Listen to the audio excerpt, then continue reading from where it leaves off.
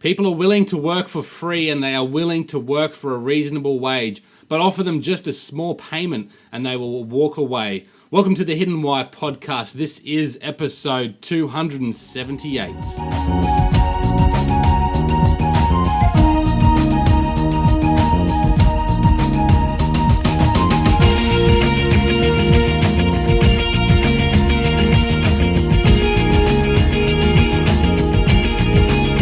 Gang, welcome to the Hidden Why podcast. My name's Lee Martinuzzi, the Hidden Why guy here at the Hidden Why podcast. I'm all about inspiring and encouraging and assisting others to live life with greater passion and purpose. And to do that, you first have to start with your why. Define your life compass and allow that to navigate you on your journey through life with greater purposeful action so you can live in a greater state of being, which I believe is happiness. So guys, welcome to the show. If this is your first time joining us, thank you for tuning in. Today is my book reflection day. It's a time where I reflect on a book I've read recently to inspire you to read more, but also maybe pick up this book if it sounds of interest to you. And this is a fantastic book, guys. I really enjoyed it. A small read, to be honest, to the point, lots of purposeful content in there, and something that I believe is important for us all to sort of have some insight into. It is a book by Dan Ariely. I hope I've pronounced his name right, Dan Ariely. And he has written a book called Payoff, The Hidden Logic That Shapes Our Motivations. The Hidden Logic That Shapes Our Motivations. Profound read. So let me go through this review I've written and I'll give you some insights into why you might want to pick up this book and have a read and what might be the benefits.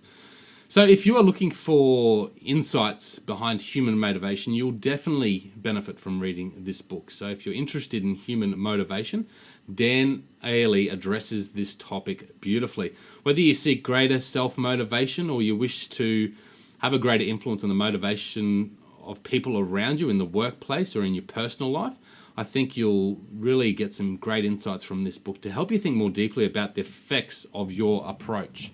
Over the years, partly in my experience and partly in learning, I've certainly become more motivated towards most areas of my life. I've felt a greater self-motivation within. And there's a few reasons which I'll reflect on as to why I believe that. But certainly part of that, I believe, is because I've had a lack of patience in my life. I've always had this urgency for time and using time as best I can. And I think that gives me a greater ability to question what I'm doing and what's its purpose. And if it actually is anything that makes me feel good, then yeah, keep doing it. If it's not purposeful, it has no meaning, then why am I spending that time doing it? So I think this helps me to think quickly. It also helps me to act quickly, this sense of impatience of mine. And sometimes probably it gets me into trouble, but it's also what makes me do the work that I do and able to continually progress. And I think sometimes a lot of us put off doing things because we want that perfect moment or we procrastinate, whatever it might be. And I think, there's a lot of lessons that we can learn to help us really take thought and put it to action. And the quicker that we can do that, perhaps the better. But yeah, sometimes it does get me into trouble and it's probably worthwhile thinking about it. Whatever the case, I am highly motivated, and many of the concepts and ideas Dan shares in this book I can certainly relate to. His research mostly revolves around motivational aspects within the workplace. But I believe most of his findings relate to the individual, so therefore it relates to us as an individual. So we can take out these insights and to some level incorporate them into our lives or better understand our lives, maybe give ourselves some clues as to how we can better live this life. And I think that's what the Hidden Why is all about, is really helping people to create more meaning in life and really follow a journey that is their own so they can live life with great fulfillment and great freedom and certainly great happiness. Perhaps the most remarkable insight for me was how driven we are by intangible and emotional forces, not so much the tangible aspects. And he addresses this topic, about looking at money as the motivator at the workplace and material possessions. And certainly that seems to be a motivator, but perhaps it's not the best motivator. And certainly he gives some insights into intangible emotional forces that motivate a lot of people a lot more greatly. And I think that's really, really a key takeout for me. He talks about two levels of motivators or two levels of motivation. And there's one which is the motivation to get started to do something. And then there's the other level, which is the motivation to sustain, so we can continue to do the work, to continue to take the action necessary. And it was really insightful for me. I've never really heard of this before or reflected on it. But certainly if you look at the desire to start something and take the action, it might be, the money or the reward that comes from doing it. So that gets you to go into it. And I think he talks about maybe going to the gym. So, if you think about starting or joining the gym, you do it because you've got this reward or this image of the reward about, having a nice physical, good-looking sort of body. And that gets you to go to the gym and sign up and become a member. The second level is our ability to sustain, and that is the intangible parts of the experience. So again, going back to the gym, if you're in the gym and you're really not feeling it, if it's not really motivating you to keep doing the work, you're likely to give up. And I think that's why a lot of people give up. And it's an important insight, into exercise and health. You got to do what works for you. So if you want to really have good health, then it doesn't mean you have to go to the gym. It's not for everyone. There might be other things that you can do, like join a frisbee club and go down to play frisbee 3 days a week, if that exists in your area. Very sort of random sort of thought on my part there, but certainly do things that, work with you and that keep you motivated. This is why I believe that no matter what you do day to day or in life in general, is if you don't find beauty in the work itself, you'll be unable to sustain it. And this either makes us give up, it will give up our hope, and we just go through with this distaste and bad attitude about what we're doing, or it might actually motivate you to make some changes and start following something that you love. Inject passion into whatever you do, even if it's not that enjoyable, and it can enhance the experiencing, and that allows us to continue to progress. And certainly if I reflect on my experiences in the past when I didn't really like certain work environments that I had to go to, I just didn't have that attitude. So that just affected my ability to want to do it, and it affected all other aspects of my life. But once I started changing that attitude, and this came down to little tasks, but to the whole overview of the day, once I started to just changing the attitude and being a bit more passionate, it just changed my physiology, changed how I showed up, and that changed what I got from that experience as well. And that allowed me to continue without such self-created suffering. And I think it's really important. Inject passion into your life. Do stuff that you're passionate about, guys. This is why passion is important. And I know it's very trendy at the moment, do what you love. And there's people out there that say, oh, it's a load of rubbish, you can't do that. And there's other people that say, yes, that's what you need to do it. And I find people sometimes counter themselves when they say, oh, you can't do what you love because it's just not always possible. And I don't know. I think there's always ways to incorporate passion into what you do. And I believe that is what makes the people that you look up to, your mentors, the heroes, that's what keeps them going, is because they love what they do. They've set it up in a way that works for them, that's congruent with their why, and it's just passionate. They're passionate about it, and that gives them the motivation to sustain. And I think this is why you see a lot of people give up in whatever industry you're in. You see people walk in and walk out, because it's after a 12-month period, 6-month period, 2-year period, it just becomes sufferable where they just can't tolerate it anymore and they have to give up. And that's because they're not passionate about what they do. I look at podcasting. I love interviewing people. I love doing this podcast. And certainly there's some time aspects of it that don't rub me the right way, like editing and uploading and all that sort of stuff. But there's just so much more reward that I get from it, so much more passion that I find in it. And it uplifts me, it enhances me. And that keeps me going. That allows me to do it. And those people that drop out, it's just not for them because they haven't set it up the way that works for them. And I always suggest that if you start something, like I'm doing THY TV right now, which is a new program I've done, I'm going to give it 6 months. And if it doesn't give me any value, and if I can't give any value from doing it, which is probably where I get my value from, then I probably won't continue doing it, or I'll have to change it up or shift it a little bit, because it's just another thing that's on my plate that perhaps maybe not that necessary. So I'm going to see how the experience feels. Certainly I like it because I'm talking, I'm giving my inspirational messages, and that's certainly something I love doing as well. So we'll see how that goes, but find passion in what you do. Here are a few other important takeaways from Dan's work.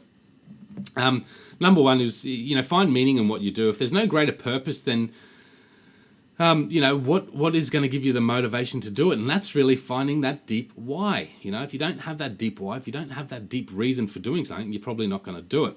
When you're invested, you are likely to be more greatly motivated. And this is a multifaceted yet important subject. But Dan talks about, he gives an example of parents, and if you were to, what is an example? I'll try and figure out what his words were. But if you looked at, went to the park and there was another parent down there and they had a couple of kids and they said, here, would you buy my kids? And they offered, for you to buy their kids. And you'd probably go, no. And even if they offered it to you, offered the kids, and this is a weird sort of topic I found, but it's insightful. Even if they offered it to you for a very low price, you probably wouldn't take it. Yet if it was your own kids, how much would you pay not for them to be taken away from you? You'd pay the world. And he uses that as an example is because when you invest in something, and we invest in our kids so deeply, we have this great investment in connection, we would do anything not to lose it. And he looks at other examples where people build origami or something, paper creations, and when they do it themselves and it's their own investment in time and interest, they get more motivation out of it, and that's what fulfills them. And this is, I learned this in corporate management, but get people to invest in the idea, and then they'll be much more motivated to do the work that it takes to bring that idea to life. So really good point there. He also talks about the need for human connection. Motivation is enhanced by ability to love. I talk about love often. It's one of the most powerful emotions of humankind. And when we have that love, when we have those relationships in our lives, it helps us. It just propels our ability to progress further. It's such a key aspect of life, and I was grateful to have grown up in a family with beautiful love and all around me, and friends and family, and still do. I think it's a key, and again, I'm grateful for that. If people don't have that in life, it is hard. I would understand that. I can only imagine, and find it. Go out there, connect if that's the case for you, and find those networks, find those groups, find those people that resonate with you, and get that into your life. That relationship piece, really important. Death as a motivational impact on your life, or does death have an impact on the motivation to your life? It's a subject that we don't often think about, we don't often talk about, but it's such an important subject because it's inevitable and it comes about. And I think for a lot of us, it's the legacy we leave behind, and that's why death can be a great motivator when you think about it and think about, well, if I was to die tomorrow, what's it all mean? What's it all for? What's important to me? And what does this really matter? It's asking some of those bigger questions, but certainly death is a great motivation for me. I don't want to look back on my life and say, hey, I have regrets, I didn't do these things that I wanted to do. That is a fear of mine. I don't want that. And, there's certain things that I'm still working on. I've worked on a few things recently. We could go into details there, but certainly death as a motivator is certainly an interesting point that Dan addresses in this book. Dan touches on critical aspects of motivation, but because the human condition is highly complex, and he suggests this himself, that perhaps he only begins to break the surface behind, our deep motivation. A fantastic read and well worth reflecting on, guys. I'd suggest picking up a copy if that sounds like something that resonates with you. If you are lacking motivation in your life and you need to shake things up, you might need to change. Perhaps you're in a fork of the road, or you just feel like nothing's picking you up. I know that feeling. I've had it recently where I've just got, just had that lack of motivation. It sucks. I hate that feeling. And if you got that feeling, guys, you need to shake it up and start doing stuff that will pick you up and motivate you, because that makes life beautiful. It really does. Discover your why, guys. I guarantee it'll help you find that greater motivation as well. If you're looking to connect with me, guys, I don't work with too many people, but I'm happy to do a session with you. You just go to thehiddenwhy.com. There's a coaching tab there, and you can press the link there, and we can do a discovery session. And it is free, so just take me up on that offer if that sounds like you, and we can hopefully give you some insights into how to inject some more motivation into your life and put you on the path that is your own, so you can start living life more fully and towards and with greater happiness. Guys, that is my book review today. I hope you've enjoyed it. Dan Ariely's book, Payoff, The Hidden Logic That Shapes Our Motivations. I'll stick the book in the show notes, guys, plus a few others that might be worth your read. If you can do me a favor, if you're a fan of the show, if you love listening to the show, please use the Amazon links. there. They help support the show. No extra cost to you. You can do all your Amazon purchases through those links there. That'd be great. And I've also got a deal with Audible as well, so you can pick up an Audible book for free on a 30-day trial. You get to keep the book if you decide not to continue, but I love audio books. There's great books in audio that I just couldn't imagine reading, and it's just a great way to consume and expand your wisdom and your knowledge about how to better live this life. So take me up on that offer as well. Guys, if this is your first time and you haven't yet subscribed to the Hidden Why podcast, please subscribe to that. Check out THY TV. That's a YouTube channel that I've created. And subscribe to that if that's something that resonates with you. Some people prefer to watch rather than listen, so have a look at that as well. And make sure you subscribe to our newsletter so you can keep up to date with all that's going on here, plus my thoughts and bits and pieces that I give away from time to time as well.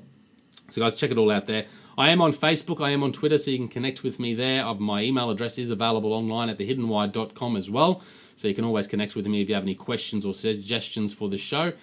Please reach out to me, that would be fine. And that's really it from me, guys. I hope you've enjoyed this book reflection, and please leave your comments in the fields at thehiddenwhy.com if you have, and share it with your network. Share it, share it, share it.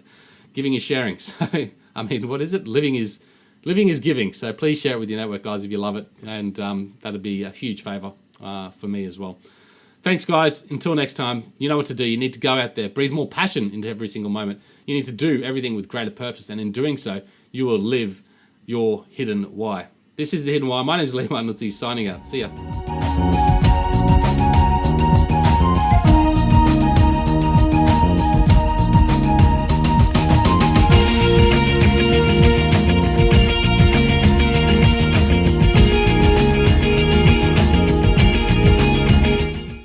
THY crew, are you looking to discover your hidden why? Then take me up on this opportunity. It's a one-on-one complimentary coaching call valued at $250, where we chat and define your hidden why and the action steps that you can take to help living towards the life you truly desire.